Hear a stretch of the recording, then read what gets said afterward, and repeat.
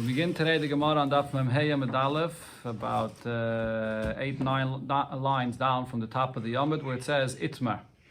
So the Gemara here is actually a continuation from what it discussed before. Before, it discusses in the Gemara the halacha of a ketana that goes and is mekadesh herself without the agreement of the father. Now, Menatayre, the ketana is in the possession of the father. She can't marry herself off. But what happens if she goes and marries herself off anyways?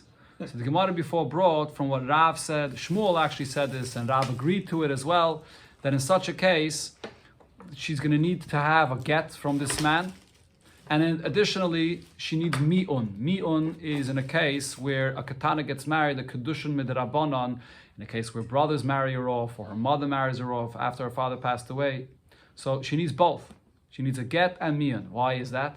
If she can't marry herself off, it shouldn't be considered anything. And the Gemara actually brought such an opinion. Ula said that it's worthless, it's nothing. But the Gemara explained that Shmuel and Rav both held that when she married herself off, it's possible that the father agreed to this marriage, so therefore she needs a get. But it's also possible that the father did not agree to this marriage, so after she gets a get, people are going to see that she got a get from this man, people are going to think that she was married to him. And now, if her sister is going to get a Kidushin from this man, the halacha is you could never marry a wife's sister, as long as the wife is alive. People are going to think that the marriage of this sister did not take effect at all, because it's a sister of a wife that he was previously married to. And the truth is that it could be that he was never married to the sister. And here, this sister is going to walk away from this man without a get, thinking that she wasn't married to him. And the truth is that she is married to him, because her sister previously was not married to this man. So therefore you have to have mi'un as well, which is that she refuses the marriage to make the point that her marriage was not a marriage. So to cover our grounds that we shouldn't run into any problems, she on one hand needs a get from this man, on the other hand she has to be memayan, refuse the marriage to point out that it was not a real marriage, so that it shouldn't be a problem if a sister goes and marries this man. So that's the point we learned till here in the Gemara. I get from the husband and means from the wife? She's the one that's mamayin in this marriage, correct? Okay, so now based on this, the Gemara here brings a further halacha. Itmar, so we learned now the halacha, mace. What happens if this man, that this katana, got married to this man, again, without the father's consent at all, and now this man passes away without any children? So now she falls to the brother, as the halacha always is. The husband passes away without children, so there's the mitzvah of yibum by the brother. So what happens now? Omar Rav Hunes, Omar Rav, so Rav Hunes said in the name of Rav, Mima enes lima moroi. If this brother comes and is mekadesher, now when a yavam is mekadesh a yavama, this is Kidushin midrabanan. Minatayre, there's no Kidushin by yavama. What do you do by yavama? There's bia. He has relation with her, he's fully married to her, there's no step of Kidushin. But midrabanan, he could be mekadesher, like a regular Kidushin, and that's called maimer. That's called maimer. We had this in the Gemara in Yavamis. So over here, if the brother was mekadesher, midrabanan, so if she wants to see herself out of this marriage, she has to be memayan. She has to refuse it. Now this is in addition of receiving a get. She'll need a get, and she also has to refuse it. The Gemara is soon going to explain. But Kidushin, no, Maimer means Kidushin midrabanan. It's a rabbinic Kidushin by the Yavam and the Yavama. Ve'eina mima'enes lezikasai. However, if the Yavam did not do any Kidushin yet, but there's a Zika, automatically when the husband passed away, she's connected to the brother. Now, what happens usually if because of this Zika, you have a choice either to be miyavmer, to marry her, or to give her chalitza.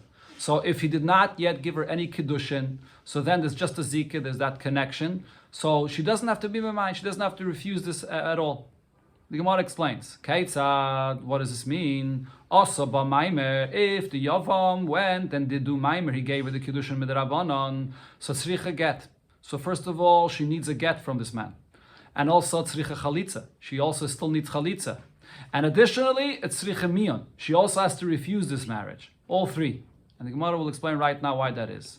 Tzricha get, she needs a get from this man here, the Yavam, the second man that is marrying her, because Shema nisratza ha'av b'kiddush sheni. Maybe when this man gives her the kesef kiddushin, maybe the father agrees to this. So even if the father didn't agree to the first marriage, So she's not really getting married to a Yavam now, but maybe this marriage right now the father agrees to. So she needs a get for this. Maybe it's a proper marriage minatayra. On the other hand, tzricha chalitza, she'll need chalitza from this man because Shemon is ratza'av b'kidushei rishon. Maybe when she married the brother, the first husband, maybe the father agreed to that marriage. So if the father agreed to that marriage, so then she is now has the mitzvah of yibum or chalitza. So there's a proper mitzvah of yibum or chalitza now. So even after this second man gave her maimer, the halach is, as I mentioned, maimer is only a kedushin midrabanan. Doesn't take away from the fact that you still have to give her chalitza. Together with a get, you always have to still give chalitza, because it didn't completely remove her previous status of being a yivama with a zika that needs chalitza. Only after the full yibum of bia, then there's no chalitza. So here, possibly the father agreed to the first marriage, so you need chalitza. And then Shema, where am I holding? Tzricha miyun, that is. Did I read already Shema Nisratza? Tzricha chalitza, Shema Nisratza v'kidushei rishon. Now the third point is tzricha miyun. She also has to not come and refuse the marriage. What's the point of her refusing the marriage and just walking away from the marriage by refusing this? This is coming to point out that possibly there was no marriage here at all. Possibly the father did not agree not for to the first marriage, and possibly the father didn't agree to the second marriage either. So she's not married at all. She wasn't married to the first man. She's not married to the second man, to the Yavam now that wants to be Mekadesher with this Kidushin with the Rabbanon. She's not married at all. So, and it's important that it should be clear that it's possible that she was never married to this man. Because because if she's not going to make that clear, people are going to think that she was married to this man, and even if he divorces her, as I mentioned, the halacha is once you married a woman, and later, even if he divorces her, you can never marry a sister. So if this man will be mekadesh the sister, people will think that Kedushin never took effect, and she'll just walk away from him without a get. But it's possible that Kedushin did take effect from the sister, because the sister before was not married to him ever. Right? So therefore she needs to do miyun to make it clear to everyone that it's possible that this marriage was not a marriage at all. Okay, so Rashi here points out the lashon of the Gemara when it says here Shema lo nisrat ha'av loy b'kidushei rishon v'loy b'kidushei sheni, that possibly the father did not want this marriage at all, not the marriage of the first husband, not the marriage of the second husband. It's not necessary for the Gemara. No. The first husband died already. First husband died, right? So Rashi says it wasn't necessary really for the Gemara to say that possibly the father didn't agree to the first marriage. That's irrelevant.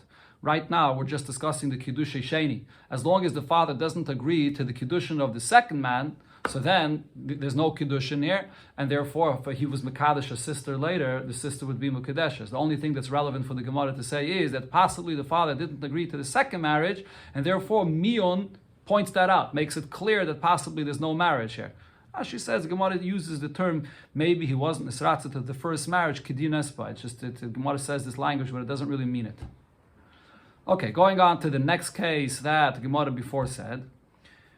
Now, Loi Asaba Maimer. If this whole case over here, where this Katana got married to a man, and then this man dies, and now she falls for Yibum, for a brother, and the brother did not do anything yet.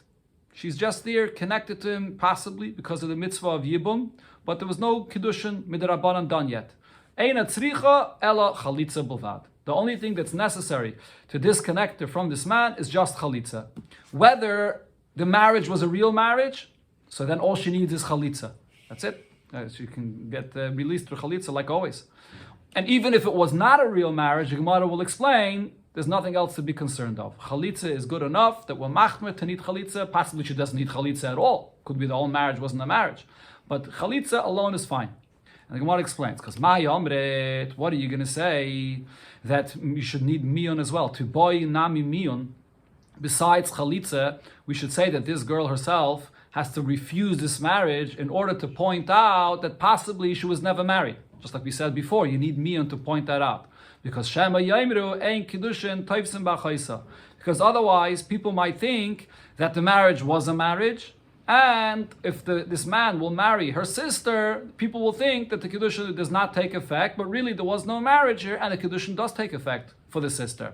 Says the Gemara, that's not a concern at all. Why not? Because HaKol Yoidim, everybody knows the halacha, that Achais Chalutza D'Rabbanan, that the fact that you're not allowed to marry a sister of a chalutza, that's what it would be over here. This Yavam never married her yet, did not give her a Kidushin. All he did was, he's doing chalitza. Now, you're not allowed to marry a sister of a woman that you gave chalitza to, but that Isser is only midrabanan, it's not minatayre. Damar Rish Lakish, as Rish Lakish said in the Gemara of Yuvamis, Kan Shana Rebbe. Rish Lakish over there is explaining a Mishnah. Rashi here brings the Mishnah Barichis. There's a Mishnah there, and Rish Lakish says that in that Mishnah, Rebbe taught us the halacha, Achayz Gerusha Mida'iraisa, the fact that you're not allowed to marry a sister of a wife that you divorced, as long as that wife is still alive. That's a Isser minatayre. But a chayz chalutza is midivrei seifrim. The fact that you're not allowed to marry a sister of a chalutza is only midrabanan. So everybody knows that this is only a isser midrabanan. So if you do go ahead and are mekadesh a sister of a woman that you gave chalitza to, everyone knows that that kedushin will take effect. Midrabanan, you're not allowed to. But if you do it, the kedushin will take effect, and therefore that kedushin will need a get. So that's something that's clear to everybody. So we don't require this woman to do miyon to show that she was not married to this man, so it should be clear that the Kidushin could take effect with the sister. Everybody knows the halacha that either way the Kidushin would take effect for the sister because it's a sister of a chalutza. And by a sister of a chalutza, the Kidushin takes effect. Okay, now the Gemara brings another story related to this discussion here. Hanubei, today there were two individuals that were sitting under a tree in Bavel. Rashi says tzifi is a kind of tree similar to an arava in willows, right? And there was in Bavel. And then shakal chad minaya kasada chamre. One of these people went and took a cup of wine, and yavle lechavre, he gave it to his friend, and Omar, and he says to him, mekacheli bratech libri. I'm giving you here this cup of wine as a Kidushin that my son, your daughter that is, should be married to my son. Now, does a father have any power to decide who his son is going to marry? The son is not in the possession of the father at all. The whole halacha of a daughter, a katana or a naida, is in the possession of the father, not a son. But here this person is making a Kidushin for his son, seemingly without talking to his son about this.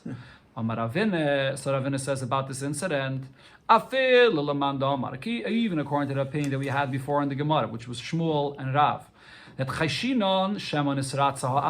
that if a katana, which is in the possession of the father, goes and receives her own Kidushin, so over there we're concerned maybe the Kidushin does take effect, because possibly the father agreed, even though she did it herself, but it's possible that the father did agree.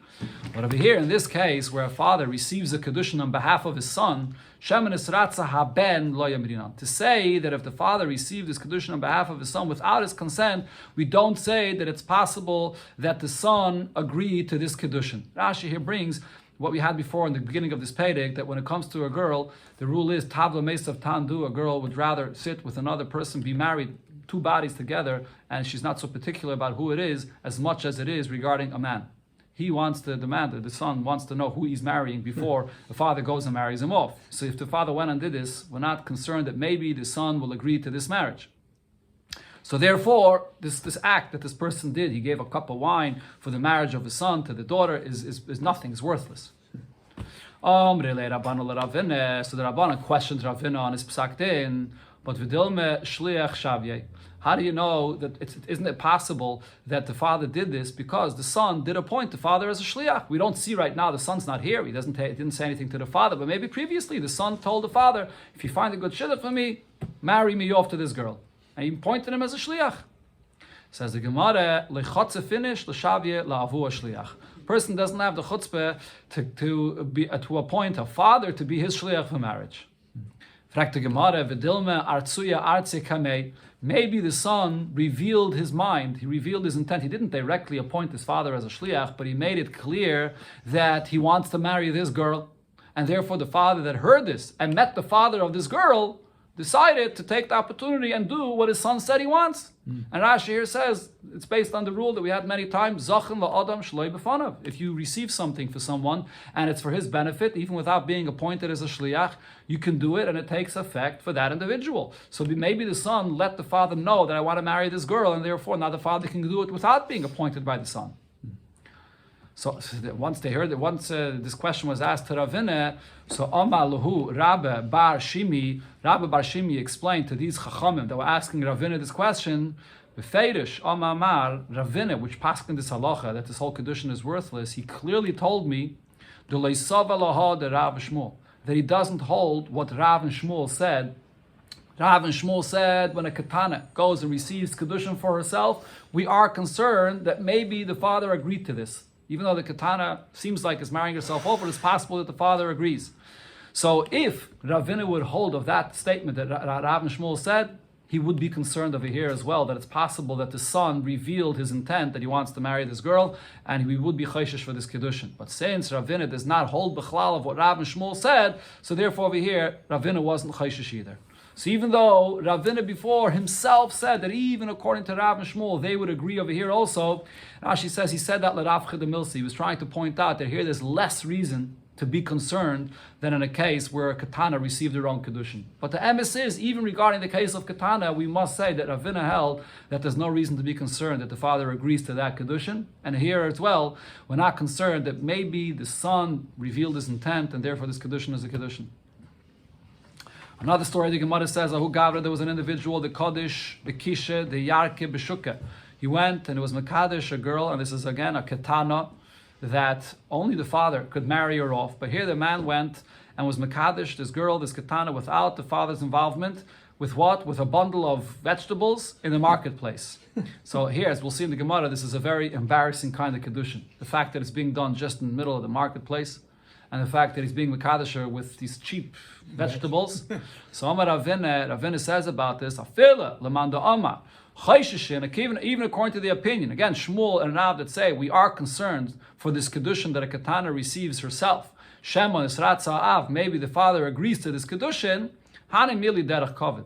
When is that the case? That's only a Kedushin which is done in an honorable way. So maybe the father would be happy that her daughter got married to this man. Avol Derech Bizayin, if the Kedushin is done in this very, very low way, and such a way that's embarrassing her, loy. The father definitely does not agree to this. There's nothing to be concerned about for a Kiddushin here. From Difti asked Ravina, Bezoyin Demai, which aspect of the embarrassment over here is the reason why you say we're not concerned for the Kiddushin? I Bezoyin the Yarka, is it the Bezoyin of what he's Mekadesher with, that it's just some vegetables? Or I Bezoyin the Shukke? Or is it the embarrassment that it's just being done in the middle of the marketplace? Could be both. Nafkemina, and the Gemara says the relevance to know this is, let's say the Kodesh Bekaspa, he did give her a proper Kedushin with money, or let's say with a ring, Beshukim, but it was in the marketplace. So on one hand, if you're looking at what he's being Mekadesher with, it's not embarrassing, he's giving you a regular Kesef Kedushin. But on the other hand, it's in the marketplace. Or in the reverse, Bekisha the Yarke, he's being Mekadesher with vegetables, Bebeisa, but it's in the house, it's in a nice, normal place. So what would be the halacha? Ravina said to him, Idi v'idi derech bizayinu. Either one of them, if he embarrasses her in one of these ways, whether it's in the marketplace or whether it's with vegetables, either way it's considered to be an embarrassing Kiddushin, and we're not concerned that the father would agree to such a Kiddushin. Another story, the Gemara says, Auda Amar likrevoi. There was an individual that said, this is the father of a girl that has the rights to marry off his daughter to who he wants, as long as she's a katana and an aida. And he said he wants his daughter to marry his relative. But the mother of the girl, his wife says, no, lekreva. She wants her daughter to marry her relative. So there's an argument between husband and wife who the daughter should marry. Kaf say, so the wife forced the husband, or she persuaded him, she put pressure on him, Ada Amala, until he finally agreed to the wife to have a lekreva. Let it be, let the daughter get married like you want to your relative. Okay. And now they made a big engagement party, alachayim or whatever it is, and ad ochli v'shasi. Everybody's there by this meal and celebrating the engagement of this chassan and kala. Asa kreve, the relative of the father who he originally wanted his daughter should marry, came to this party, and he came be'igre. He came on the rooftop, or he came on the second floor. He came in a secret way, and the kitcha, and he went and he was mekadesh this girl. He gave her a kesef kiddushin, and the father did not. We don't know the father agreed to this. He went and was mekadesh her in hiding. Okay, so now he did this before. Obviously, this girl received kiddushin from the relative of the wife. This was still an engagement party. Amar Abaye, so Abaye says about this, we're not concerned for this Kidushin. We're not concerned that maybe the father agrees to this Kidushin of his relative that he originally wanted. Because Ksiv, the Pasuk says, She'eris Yisrael yasu avla v'lo yidabru kazav, that Yidden do not do something which is not correct and do not speak a lie. The father gave his word to his wife, to the mother of the girl, that the marriage is going to be to her relative, and they had a l'chaim here for that engagement. So now the father does not want the marriage to his relative that came and did this Kiddushin in hiding. So the father does not agree, so there's no Kiddushin here. Yeah, but the girl accepted the Kidushin. But the girl has no power to accept the Kiddushin because she's still in the possession of the father. It's a katana or a naira that still belongs to the father. Rava gives another reason why this Kiddushin does not take effect. Because chazaka ein adam tereich besuda umafsida. We have a chazaka. A person does not work so hard to prepare such a beautiful suda. And here he prepared a whole engagement party for the engagement to the relative of the wife. And all of this is going to be all a loss, because now it ends up that she's married to the relative of the father that came and was Makadosh her in hiding. Once he went out of his way and spent all this money for this Suda for the relative of the wife, that's who the father wants her to be married to. So this is the reason Rava gave. Gemara explains my benayu. What's the difference between these two reasons? Ikke benayu, the difference would be the loy torach. If she got engaged to the wife's relative, but there was no whole Suda that the father spent money on yet, so according to Rava, if his relative went and was Mekadosh her in hiding, so then maybe in such a case we should be concerned that the father would agree to this Kiddushin to his relative. That's who he originally wanted her to marry. But according to Abaye, even if there was no money that he spent, even if there was no whole engagement party, it doesn't matter. Once he gave his word, we say that we can rely on a Yid that gave his word, that he's not going back on it, it's not a lie, and therefore we're not chayshish that maybe the father wants this Kiddushin. This is all, again, focusing on this halacha of a ketana that's getting married, and so she's still in the possession of the father. So the Gemara here says, what happens by a ketana? Her father married her off. So it was a proper marriage, but this is only the first stage of marriage. After the first stage of marriage, she still lives with the father. And if you remember, we learned earlier in the Gemara that if she's marrying a kohen, she cannot eat truma until the second stage of marriage, nisuin, when she moves in with the husband and she's fully married to him. Now that's midrabanan. Really, minatayra, the moment she's married, even the first stage of marriage, she could already eat truma because she's kinyan kaspai. But midrabanan, until she's not fully married, she can't eat any truma anymore. Yet, that is. So what happened over here is the father was Mekadesher, the first stage of marriage, but then the father went overseas. Now she's getting impatient. She wants to go and be fully married to her husband. Without the father's consent, she leaves the father's possession and she goes and she moves in with her husband. She's fully married to him. Now, just like you need the father's consent for the first stage of marriage, you need the father's consent for the second stage of marriage, because she didn't yet leave the father's possession until the second stage of marriage. So, and what she went and did this on her own. So Rav says, this marriage that she went and did on her own, it takes effect, and therefore she can eat trumah by her husband, or kayin, unless the husband, or the father that is, the father comes back and protests against it. He says, wait, I wasn't ready for the full marriage. Then she'll have to stop eating trumah. But until that point, we're not concerned that the father is going to protest. We assume that the father would agree to this. After all, the father is the one that married her off the first stage of marriage to this man. Ravasi says, she cannot eat truma here with this husband, Kayin. What happens if the father shows up and he protests against this marriage? And it comes out that all the truma she ate in this while, when the father wasn't here, so now she was eating truma and she was not yet married to the Kayin. So she was over on a Isra Midrabanan. Says the Gemara, there was such a story that happened like this. And Rav was concerned, even though Rav himself said that she could eat truma, but Rav nevertheless took into account the opinion of Ravasi that possibly the father will come back and then she will not, it comes out that she wasn't allowed to eat the truma. Omer Rav Shmuel bar Rav Yitzchak, Rav would agree to the opinion of Ravasi, she'imesa eina yarsha, that if she passes away, now again, in this case here, after she married this husband, the second stage of marriage, without the father's consent at all, so we don't know for sure that the father agreed to this. So now if she passes away, usually when a wife passes away, who inherits her? The husband, if she's fully married to him. But over here, it's not clear if she's fully married to him or she's still in the possession of the father. And then if she passes away, the father inherits her. So in such a case, the husband is not inherit her because oiki memayna b'cheskes mare. Because when it comes to this, over here I say that I place the money and its chazakah, and the chazakah of the money is, who's the one that has the first rights of this money? The father, not the husband. When it comes to the truma, because menatayra, even after the first stage of marriage, she could already eat the truma of the husband, the kayin.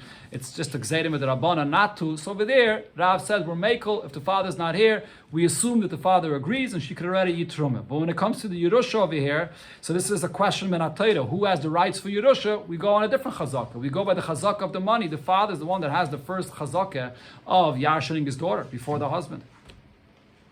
Talk to Gemara, another case, Niskat Sholadas. The father is the one that married her off with his consent. Again, this is a daughter, a ketana, and Venisis Shaloiladas, like we said before, a similar story. She went and moved in with her husband. She got herself fully married to her husband without the father's consent. And over here, the case is Vavia Khan. The father is in town. He didn't leave anywhere. Rav Huna says, Einoi cheles. She cannot eat trumah. Rav Yirmiyah Barabba Omar Eicheles, that she can eat truma. So again, of course, we're talking about a case where the husband is a kayin. So the Gemara explains their opinions. Rav Huna says she cannot eat truma. Now, even according to Rav's opinion that said Eicheles, that if she went and married her husband fully when the father was overseas, but over here she cannot eat the truma, and the reason is Hasam Hudulay Yisei Lav. When the father is out of town, so over there it's possible that the father agreed. We don't know. And we're going to assume that because the father married her off to this man, the first stage of marriage, and now he had to leave town, so probably he'll be in agreement if she went and married him fully. But over here, if the father is in town, and she goes without his consent and marries this man without even telling him, without asking him, so in such a case, we say, Hi de ishtik, the fact that the father is quiet about this is not an indication that he's happy. On the contrary, mirtach rotach, he's so upset, he's so fuming about this that he doesn't want to talk to his daughter. She went and married herself off to this man without telling him that she's going to get married to him now, and he's here in town. She doesn't talk to him about it. So for sure the father doesn't agree to this. Rav Yirmiyah says, no, she could eat truma, and he says it's the exact opposite. Rav Asi said when the father was out of town, we're concerned that he may come back and protest against this marriage here. So that's when he's out of town. We're concerned he might come back and protest. But over here, when the father is in town, since the father is here and he's quiet, he's not saying a word about this, is snuchi is nechelei. So we say that he agreed to this. He may be upset that his daughter did this without telling him, but the fact that the father is quiet about this, so after the fact he says, let it be what it is, because after all, he's the one that was Mekadesher to this man. So therefore, the marriage is a full marriage, and she could eat truma. The final halacha for today, the Gemara says, Niskacha shalei ledas avia.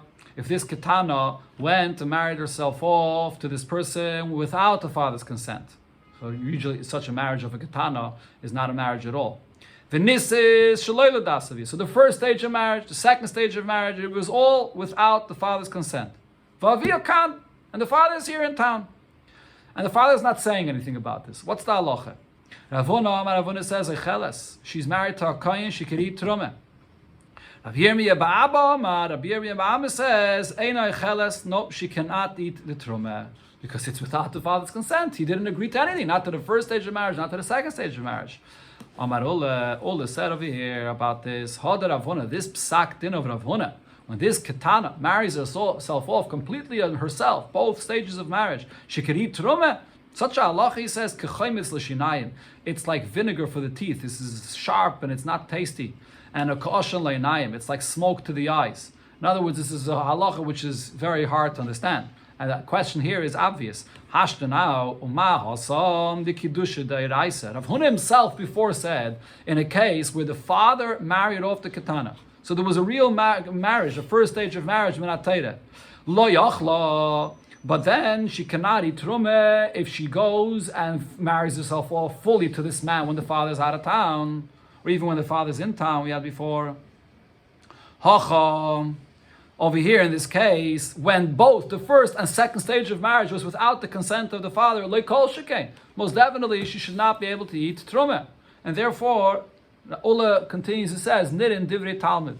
Seems to me that the words of the student, which is Rav Yirmiyah Ba'aba, which was a student of Rav Huna, it seems like that he's right, that there's no reason to say that this katana should eat truma in such a case.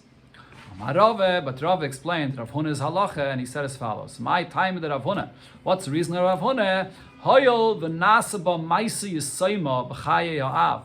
Because this girl is treating herself and she's acting as if she has no father, as if she's a yisayma. Her father doesn't have to consent to the first stage of marriage, not to the second stage of marriage, and the father sees how all this is happening. He sees the first stage of marriage, and he sees the second stage of marriage, and he doesn't say anything. So it looks like the father basically is mafkid his daughter. He doesn't care, and he says, you can marry whoever you want, no problem, go marry, get fully married. So Adarabba, in the previous case, where the father is the one that is expressing his possession over his daughter, he married her off the first stage of marriage, then she goes and marries herself off the second stage of marriage over there. It's definitely possible that the father doesn't agree. We see that he asserted his rights that he has over his daughter. But in a case where we see that the father is just uninvolved parent and he doesn't care, the daughter does whatever she wants, over here it's very possible, we say, fakert, the svara is that the father says to the daughter, you can do whatever you want. And therefore, in such a case, if the father remains quiet, she can eat truma when she married a kohen.